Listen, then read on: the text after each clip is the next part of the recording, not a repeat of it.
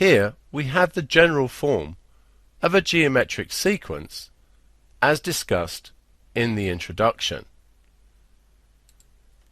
What we're going to do here is take the term number, which is the position of each term in the sequence, and compare it to the term itself.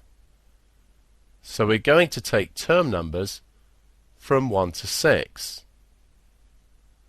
If we now look at the terms, the first one is A. The second is AR. The third is AR squared.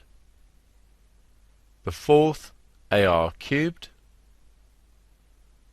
The fifth, AR to the power 4. And finally the sixth, AR to the power 5.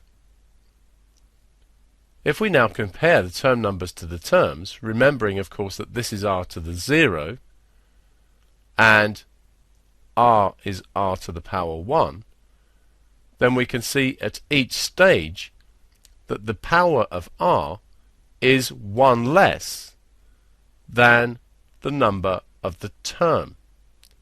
So if we want to state an nth term expression, it follows that the nth term, un, would be a times r to the n minus 1, since of course n minus 1 is 1 less than n, in the same way that, for example, 5 is 1 less than 6.